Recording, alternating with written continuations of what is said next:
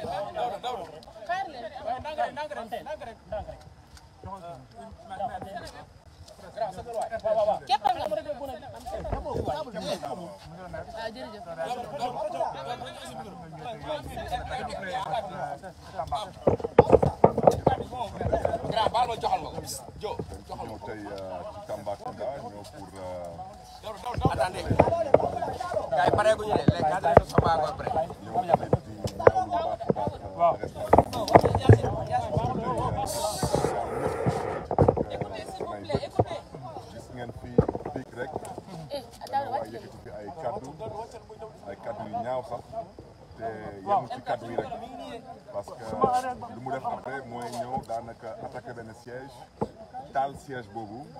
et comme nous ngeen ko xamee y a eu une la limite je crois que loolu amul kenn Sénégal kuy am xel ñaar ci loolu crime la te kooku ba tey kenn tegu ko loxo ñaari fan ngi nii ñu ne est-ce que convoqué nañ ko gendarmerie convoqué wuñu ko gendarmerie kii nag di Bougane Gueye Dany doon jël ndimbal ci turu coalition Sàmm Sa Kàddu di ko yóbbu ay mbokk fële ci Bakel ne ko rab teg ci kaso lii mooy jubal jubante bi ñu doon wootee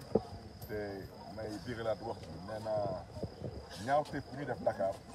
su nekkoon kenn ci ñun bu ko yëkkati woon kàddu yu mel noonu heure bi kenn ma ko fi suñu wax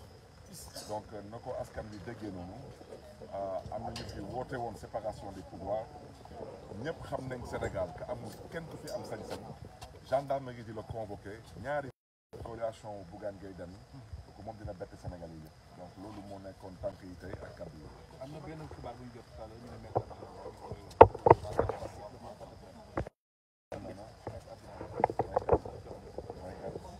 man nag wax dëgg yàlla ñu tekkiwul dara Sénégal xaw ma dama ne ñu tekkiwul dara Sénégal xaw ma leen man danga ma wax ci ñëpp ma bëgg a xam ko mooy kan. Bougane jàmbaar la Bougane daanaan te nit ki soo defulee benn ñaawteef mu wóor la ni que dañ la jaay doole loolu wax dëgg yàlla da ngay sant yàlla rek da ngay sant yàlla parce que lu ko indi fii tey teg ci situation bi mooy bëgg a dimbali askanam voilà taalul këru kenn saagul kenn menacé wul kenn mais profite tamit ci occasion bi tout de même pour gërëm sant tamit les dispositions qui ont été prises parce que lii mooy démocratie au moins ñu mën a may nit ñi ñu mën a yëkkati seen ay kàddu wax lu ñuy wax ci rek teggin dernière fois bu ñu fi ñëwoon ñëpp gis nañ fii lu fi defoon xew ay ñëpp yebal fi ay samba boy ñu nekk ci di ruube ak di cokkaas nit ñi donc tey tamit suñu ñëwee ba gis scène bi ak ni ñu ko defee dispositif bi dañuy sant yàlla parce que loolu mooy Sénégal ku nekk noonu mën a ñëw wax sa xalaat yar ak teggin jàmm ak salaam te kenn bañ la bundu xatal parce que jot ci réew ci violence ba nga yor réew ci violence ba ko doxal ci violence loolu mënul sotti. campagne bi sans war naa police activité ci biir dëkk bi ndax yaa ngi bàyyi xel bu baax a baax waaw man je pense que loolu tey képp ci provoqué wu da ngay wane sa bopp rek ñun Bougane lu ñu am yaakaar mooy dañ koy bàyyi ñu ànd ak moom def suñu campagne fii ci commune Tambacounda parce que loolu mooy programme bu ñu arrêté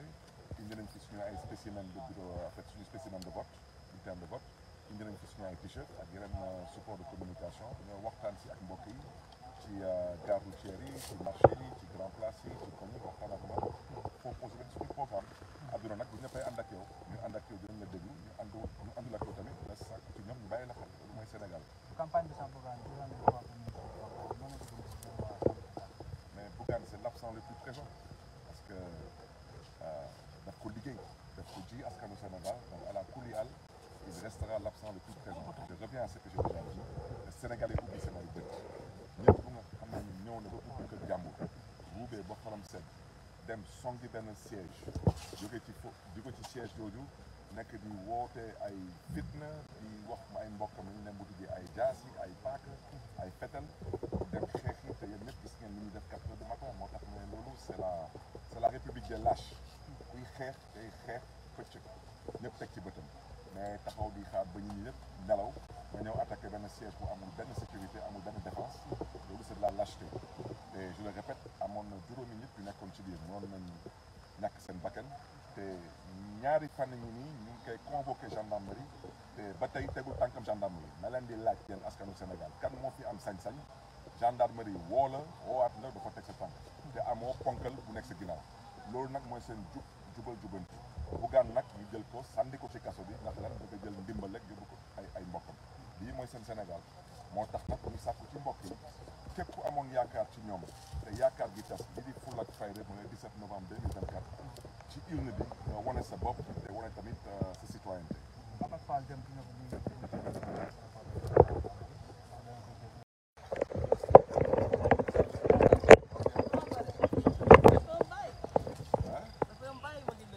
maa ngi nii walaay.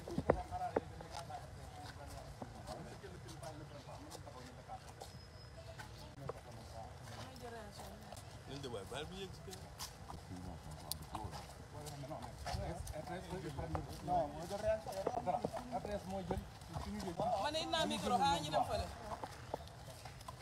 da ngay yor micro sax